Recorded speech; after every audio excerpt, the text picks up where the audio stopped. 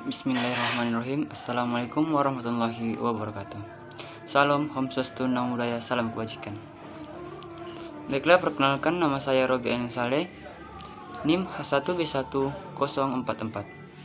Saya mahasiswa Universitas Jambi, Fakultas Ilmu Sosial Ilmu Politik, Program Studi Ilmu Politik.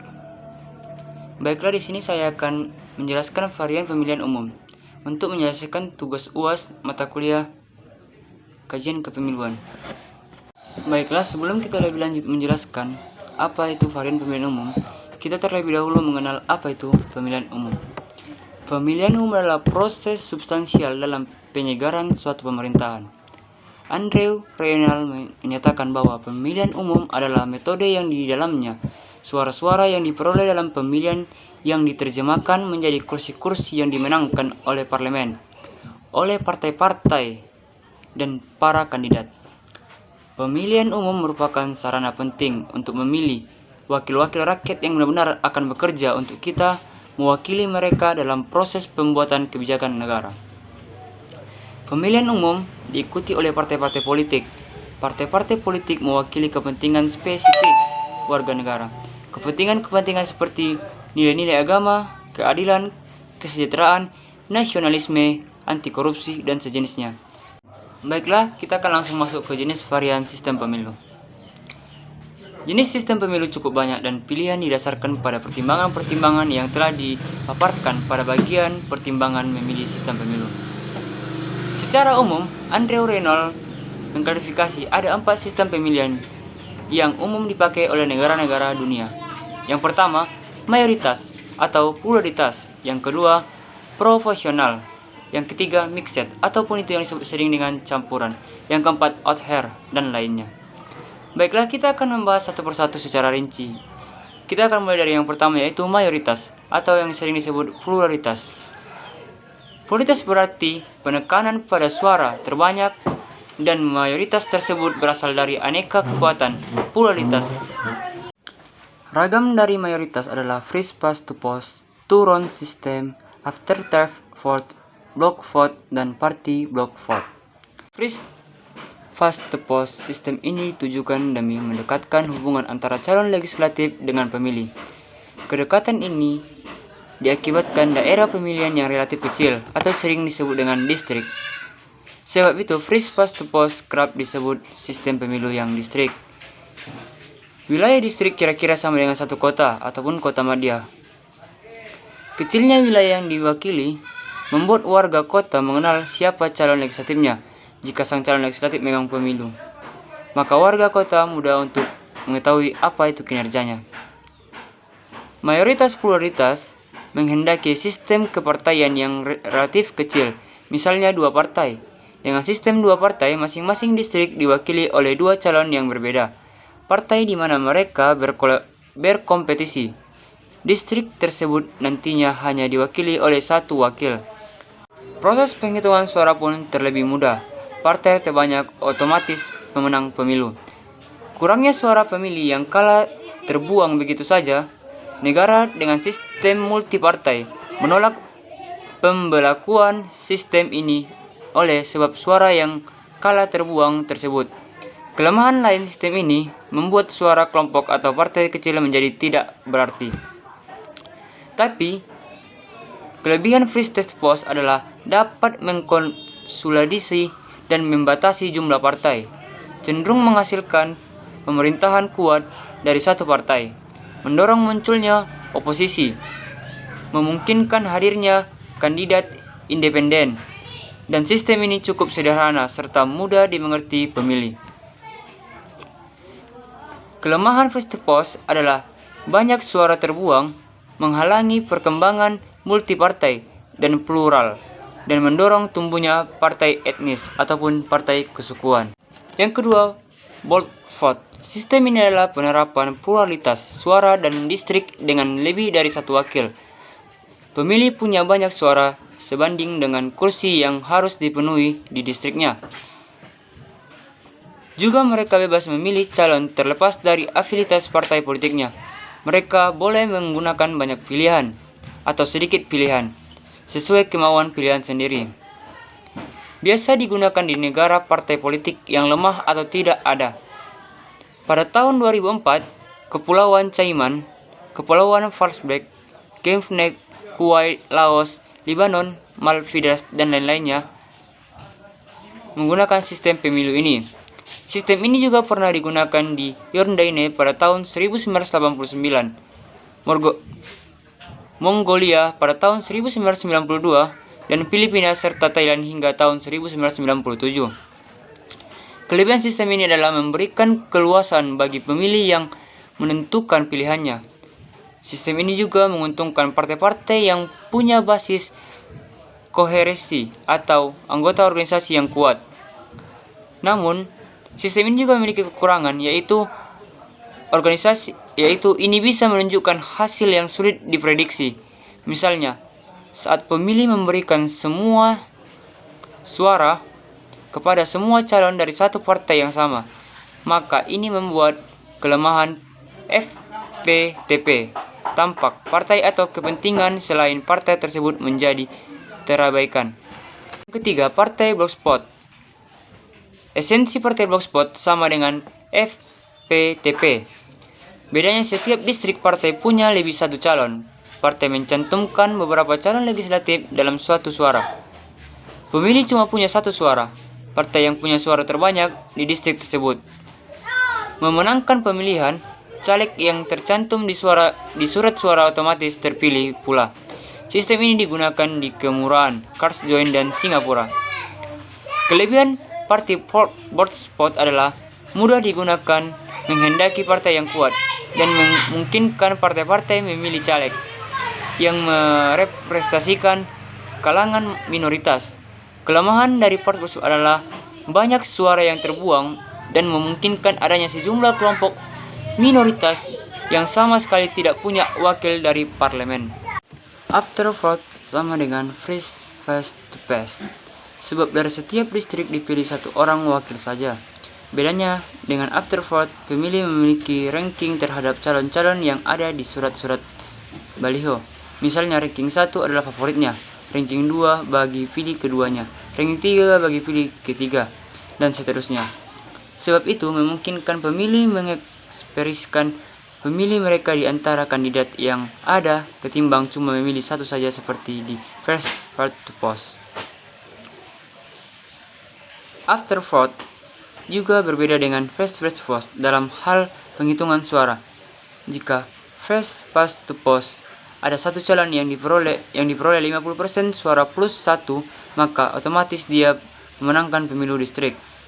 Dalam aftervote, calon dengan jumlah pemilihan ranking 1 yang terendah tersingkir dari perhitungan suara, lalu ia kembali diuji untuk pemilihan ranking 2-nya, yang jika kemudian terendah menjadi sistem.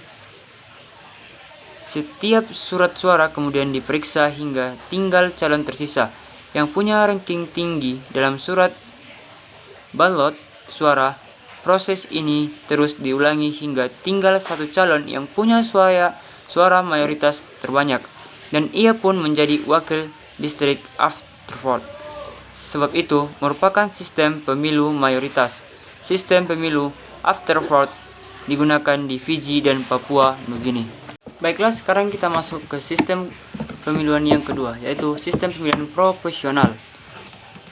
Dasar pemikiran proporsional adalah kesabaran untuk menerjemahkan penyebaran suara pemilih bagi setiap partai menurut proporsi kursi yang ada di legislatif. Sistem pemilu proporsional terbagi dua, yaitu proporsional daftar dan single transfer ballot vote system. Sistem proporsional paling banyak digunakan, yaitu 72 negara proporsional daftar dan 4 negara single transfer vote. Proporsional membutuhkan satu distrik lebih dari satu member. Proporsional daftar mempunyai kelebihan-kelebihan tertentunya, yaitu yang pertama, secara konsisten mengubah setiap suara menjadi kursi yang dimenangkan, dan sebab itu menghilangkan ketidakadilan serta sistem mayoritas pluralisme yang membuang-buang suara kalah. Yang kedua, mewujudkan formasi calon dari partai-partai politik atau yang kelompok yang satu ide untuk dicantumkan di daftar calon, dan ini mengurangi perbedaan kebijakan. ideologi atau pemimpinan dalam masyarakat. Yang ketiga, mampu mengangkat suara yang kalah bergantung tepor. Yang keempat, memfasilitasi partai-partai minoritas untuk punya wakil di parlemen. Yang kelima, membuat partai-partai politik berkampanye di luar basis wilayahnya. Yang keenam, memungkinkan tubuh dan stabilnya kebijakan dan sebab profesional menentukan pada keseimbangan pemerintahan, partisipasi pemilih, dan penampilan ekonomi. Yang ketujuh, memungkinkan partai-partai politik dan kelompok kepentingan saling berbagi kekuasaan. Tapi, pastinya memiliki kelemahan juga. Ada beberapa kelemahan dari sistem proporsional yang sebagai berikut. Yang pertama, menyebabkan munculnya pemerintahan berdasarkan koalisi, sehingga kadang kebijakan-kebijakan menjadi tidak koheren. Yang kedua, mampu menyebabkan fragmentasi partai-partai politik, di mana partai minoritas mampu memainkan peran besar dalam tiap koalisi yang dibuat. Yang ketiga, mampu memunculkan partai-partai etnis, kiri maupun kanan. Dan yang keempat, sistem ini cukup rumit, terutama dalam penanggulangan suara sisa. Di mana saya mengatakan tadi, sistem proporsional memiliki dua bagian. Bagian yang pertama, proporsional daftar, dan yang kedua, single transfer vote. Saya akan membahas satu persatu, yang saya mulai dari sistem proporsional daftar. Setiap partai memuat daftar calon-calon bagi setiap daerah, distrik pemilih. Calon diurut berdasarkan nomor 1, 2, 3, atau seterusnya. Pemilih memiliki partai, dan partai menerima kursi secara proporsional dari total suara yang dihasilkan. Calon yang nantinya duduk diambil dari yang ada di daftar tersebut. Jika kursi hanya mencukupi untuk satu calon, maka calon nomor urut 1 saja yang masuk ke dalam parlemen. Kelebihan dari proporsional daftar adalah memungkinkan kelompok budaya minoritas untuk terwakili di parlemen. Proporsional daftar juga memungkinkan calon perempuan untuk terpilih. Kelemahan proporsional daftar adalah lemahnya hubungan antara legislatif terpilih dengan pemilihan dan pemilihnya oleh sebab partai yang memilih mereka di dalam daftarnya. Proporsional daftar juga membuat kantor pusat partai, DPP, memiliki kekuasaan besar untuk menentuk siapa anggota partai yang masuk ke dalam daftar. Akhirnya proporsional daftar sukar dilaksanakan di negara yang tradisi partainya kurang kuat. Yang kedua, sistem transfer vote. Sistem transfer vote banyak dinyatakan sebagai sistem pemilu yang menarik, menggunakan satu distrik lebih dari satu wakil, dan memiliki meranking calon menurut pilihannya di kertas suara seperti pada alternate vote dalam memilih. Pemilih dibebaskan untuk meranking ataupun cukup memilih satu saja. Sistem ini dipakai di Malta dan Republik Irlandia. Setelah total suara yang diperoleh ranking pertama dihitung, perhitungan dilanjutkan dengan membuat kota yang dibutuhkan bagi seorang calon. Kota yang digunakan umumnya kota deport dengan rumus kota sama dengan suara plus A per kursi plus A. Hasil ditentukan melalui serangkaian perhitungan. Pada perhitungan pertama, total jumlah suara ranking pertama tiap kandidat didahulukan. Setiap calon yang punya suara ranking pertama lebih besar atau sama dengan kota otomatis pilih. Setelah itu perhitungan dilanjutkan dengan suara lebih kandidat terpilih yang suaranya di atas kota.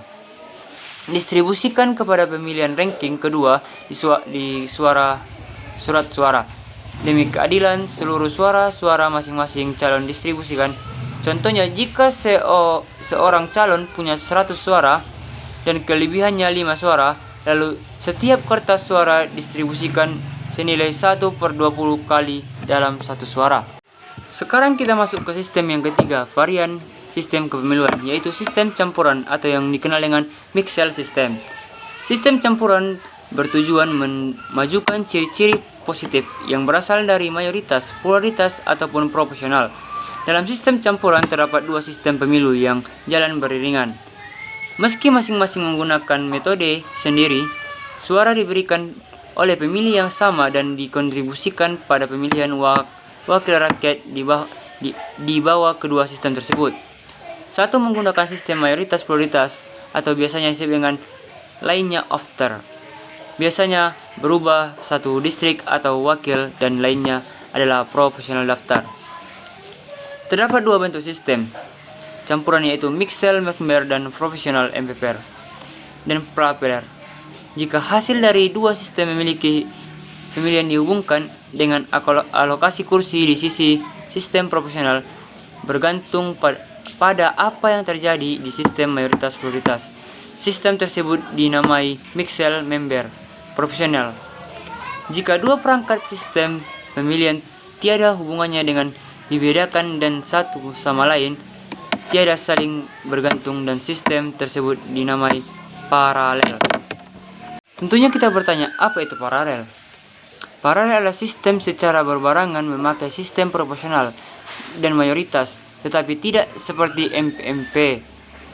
Komponen proporsional tidak mengompensasikan sisa suara bagi distrik yang menggunakan mayoritas. Pada sistem paralel, seperti juga pada MPP, setiap pemilih mungkin menerima hanya satu suara yang digunakan untuk memilih calon ataupun partai, atau suara-suara terpisah, satu untuk kursi mayoritas dan satunya untuk kursi proporsional. Sistem paralel kini dipakai 21 negara, yang mana diantaranya Amerika, Komunitas Jepang, Korea Selatan, dan Filipina, dan banyak lainnya. Kelebihan sistem paralel adalah dalam hal ketidakproporsionalan. Sistem ini memberikan hasil antara mayoritas murni dan proporsional murni. Satu keuntungannya adalah tak kala cukup kursi proporsional, partai kecil minoritas yang kurang sukses di pemilihan mayoritas tetap dianugerahi kursi melalui sistem proporsional atas setiap suara yang diperoleh.